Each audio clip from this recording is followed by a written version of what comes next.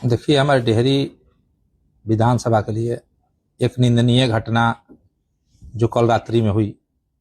हम लोग सभी एक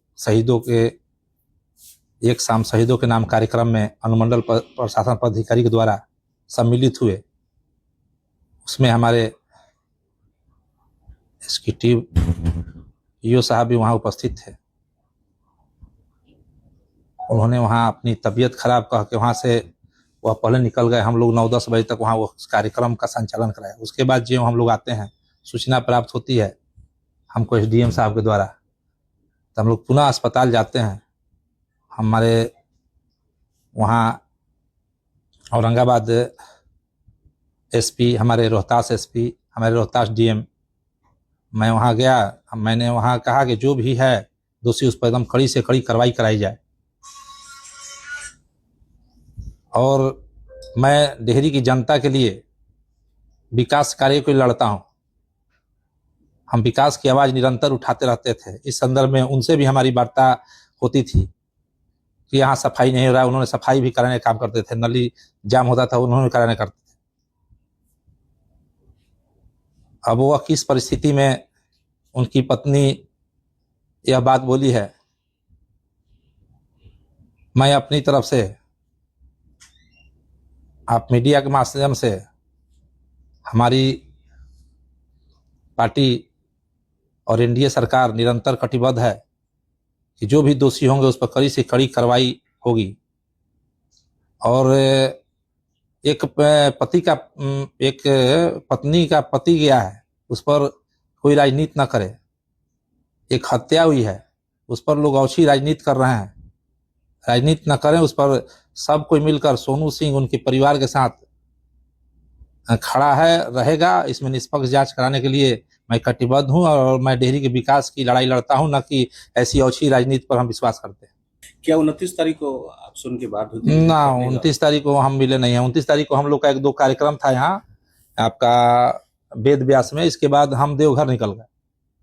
उनसे हम 29 को मिले नहीं है।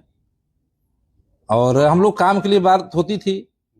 कल भी बात हुई है काम के लिए। एक डिलिया गांव का नाला का हम लोग दिशा में हम लोग बैठक किए थे। हम बोले यो साहब उसका क्या हुआ? वो बोले कि सर टेंडर बनवा दिए। हम बोले देखिएगा, वहां के लोग समस्या लाते। समस्या से बात होती थी, लेकिन इस तरह का घृणित काम जो अभी तो सामने आया कि वीडियो ड्राइवर ने किया।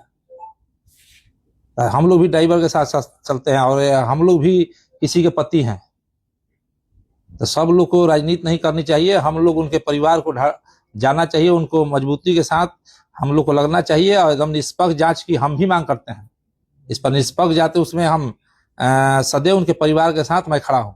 पत्नी का एक आरोप और है कि विधायक जी लगातार फोन करते थे और 50 लाख रुपए की डिमांड करते थे। इसमें क्या? ऐसा मैं कोई फोन नहीं, हमारे पास टाइम ही नहीं रहता कि मैं किसी अधिकारी को डेली फोन करूं। इन्हीं को नहीं, मैं किसी अधिकारी को डेली फोन करूं, इतना समय नहीं रहता है। अगर वो डेली कहीं बात करते हैं तो कॉल डिटेल से मिल जाएगा। जो 4-6 दिन पर तो जनता की समस्याएं आती हैं। अभी बरसात के टाइम आ रहे हैं, आप लोग भी जानते हैं कि जनता फेसबुक के माध्यम से, ट्विटर के माध्यम से यहाँ के विधायक को बदनाम करने के लिए कोई सोशल बिकाऊ मीडिया बनाता है, कभी कुछ बनाता है, क्या क्या लोग पोस्ट डालते हैं। तो समस्या तो हम लोग जो भी अधिकारी होंगे उनसे हम लोग बोलने का काम करेंगे, बात करने का काम करेंगे। इसी संदर्भ में हम लोग बात करते थे और उस पर जांच का विषय है। और उनकी जो भी पत्नी है, उनके जो भी परिवार हैं, हमारी पूरी संवेदना है। उनकी संवेदना के साथ मैं निरंतर उनके साथ मैं खड़ा हूं और उनकी जांच में मैं मदद करूंगा। क्या परिवार से मिलने जाएंगे आप उनसे? जरूर जाएंगे, क्यों नहीं जाएंगे।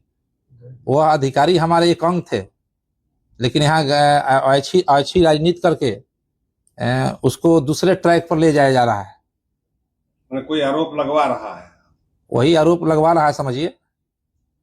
न तो नगर परिषद में हम 3-4 दिन से ज्यादा गए नहीं। आज तक उनसे हमारी कोई ऐसे भगझक भी नहीं हुई है। ना कोई हंस के बोलते थे, जब भी कोई काम बोले तो हंस के बोलते थे। हम भी ईओ साहब कहते थे, ईओ साहब जनता हम लोग को विधायक बनाई है, काम नहीं करिएगा तो आप ही अधिकारी हैं, कौन करेगा। इस तरह से हम लोग को वार्ता होती थी।